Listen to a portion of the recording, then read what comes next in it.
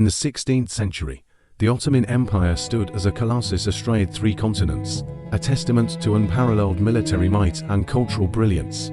At its zenith, under the rule of Suleiman the Magnificent, its dominion stretched from the gates of Vienna to the shores of the Persian Gulf, and from the sands of North Africa to the heart of the Caucasus.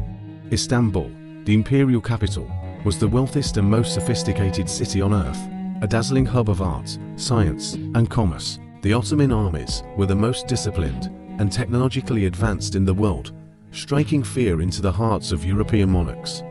The empire's navy, commanded by legendary admirals, dominated the Mediterranean Sea. This was a golden age, a period when the crescent banner seemed destined to fly over the entire known world, an era of absolute power and seemingly limitless potential. Yet, from this dizzying height, a long, slow, and inexorable decline would begin, a multi-century unraveling that would see the empire crumble from within and without. The seeds of decline were sown even as the empire celebrated its greatest triumphs. Following the death of Suleiman the Magnificent in 1566, a succession of less capable sultans ascended to the throne. The rigorous tradition of princes gaining experience by governing provinces was abandoned, replaced by a system where potential heirs were confined to the palace, in a section known as the cage. This practice, intended to prevent civil wars, instead produced rulers who were inexperienced, isolated from the realities of governance, and easily manipulated. They lacked the ambition, vision, and ruthless competence of their forebears. The strong, centralized leadership that had been the bedrock of Ottoman strength began to erode, creating a power vacuum at the very heart of the empire. This gradual weakening of the Sultanate was the first crack in the mighty edifice, a subtle but profound shift that would have devastating consequences in the centuries to come. As the Sultan's authority waned, power seeped into the shadowy corridors of the Topkapi Palace. A new era of palace politics began, dominated by factions vying for influence. The valid Sultan, the mother of the reigning Sultan, often became the de facto ruler, wielding immense power through her control of the imperial harem and her influence over her son. This period, known as the Sultanate of Women, saw powerful female figures and their allies, the chief eunuchs and grand viziers, engage in complex and often deadly intrigues. Decisions were no longer based on the strategic needs of the state, but on personal ambition, rivalries, and the preservation of factional power.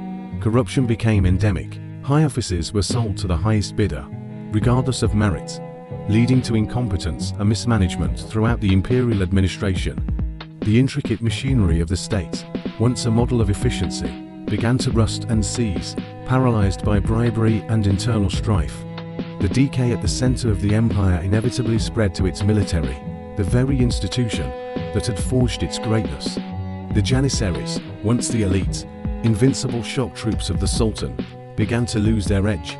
Originally a disciplined corps of slave soldiers forbidden from marrying or engaging in trade, they gradually won concessions that eroded their military discipline. They were allowed to marry, have children, and enroll their sons into the corps, transforming it from a meritocratic fighting force into a privileged, hereditary caste more interested in protecting its perks than in fighting the empire's wars. They became a powerful political force in Istanbul, frequently meddling in palace politics and launching revolts to depose sultans or viziers who threatened their interests. Their refusal to adopt new military technologies and tactics, viewing them as a threat to their traditional role, left the Ottoman army dangerously outmatched by the rapidly modernizing armies of Europe. The sharp sword of the empire had grown dull. While internal rot weakened the empire, profound economic shifts were undermining its foundations. For centuries, the Ottomans had controlled the lucrative trade routes between Europe and Asia, filling the imperial coffers with taxes and tariffs. However, the European Age of Discovery fundamentally altered the global economic landscape. Portuguese, Dutch, and English navigators pioneered new sea routes around Africa, bypassing Ottoman territories altogether. This shift in trade diverted the immense wealth of the spice and silk trades away from the Middle East and directly into the ports of Western Europe. Simultaneously, a massive influx of silver from the Americas flooded into Ottoman markets, causing runaway inflation that devalued the currency and crippled the economy. Local artisans and merchants could not compete with cheaper, mass-produce European goods, the economic engine of the empire began to sputter. Starved of the commerce that had long been its lifeblood, the intellectual and technological dynamism that had once characterized the Ottoman state began to stagnate. While Europe was experiencing the seismic transformations of the Renaissance, the scientific revolution, and the Enlightenment, the Ottoman Empire largely turned inward.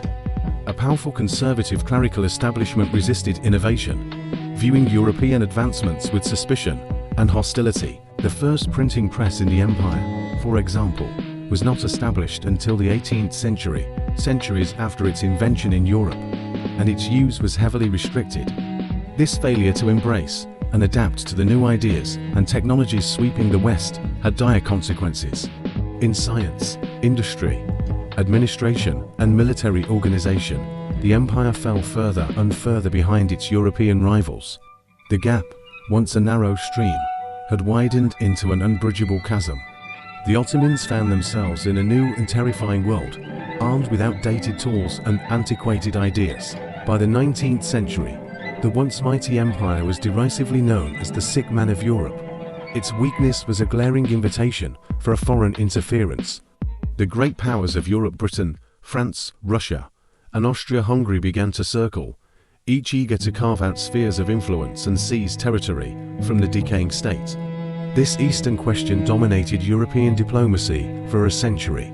Russia sought to expand southward to control the strategic Turkish Straits, while Britain and France sought to prop up the empire just enough to prevent a Russian takeover that would upset the balance of power. Foreign powers imposed a series of humiliating treaties and economic concessions known as capitulations, which gave their citizens and merchants special privileges, exempting them from Ottoman laws and taxes. The empire lost control over its own finances, becoming heavily indebted to European banks. Internally rising nationalist movements among the empire's diverse ethnic and religious groups, often fueled and supported by European powers, began to tear the multi-ethnic fabric of the state apart, with Greece, Serbia, Bulgaria, and others fighting for and winning their independence. The final, fatal blow came with the outbreak of World War I in 1914. Miscalculating their chances, the Ottoman leadership, under the control of the three Pashas, made the disastrous decision to ally with the Central Powers, Germany and Austria-Hungary. The war was a catastrophe for the already weakened empire. It fought a grueling multi-front war against the Allied powers, including Britain, France, and Russia, in the Caucasus, Mesopotamia, Gallipoli, and Palestine. The conflict exhausted its remaining resources, decimated its population, and exposed the utter bankruptcy of its leadership. The brutal Armenian genocide, a systematic campaign of deportation and extermination, further stained the empire's final years. By 1918, the Ottoman armies were shattered. The Armistice of Mudros signaled a complete and unconditional surrender. The victorious allies moved to occupy Istanbul and partition the empire's remaining territories, leaving only a small Anatolian heartland for the Turkish people. The great state of Suleiman was reduced to a rump state under foreign military occupation. Out of the ashes of imperial collapse, a new nation was forged. The Allied plan to dismember Anatolia sparked a fierce backlash, leading to the Turkish War of Independence. Led by a brilliant and charismatic army officer, Mustafa Kemal, Turkish nationalist forces organized and fought back against the occupying powers and their proxies. Over 3 years of brutal fighting, they drove out foreign armies and secured the sovereignty of a new Turkish homeland. In 1922, the last vestiges of the old order were swept away. The Ottoman Sultanate, an institution that had endured for over 600 years, was officially abolished. The last Sultan, Mehmed VI, fled into exile aboard a British warship.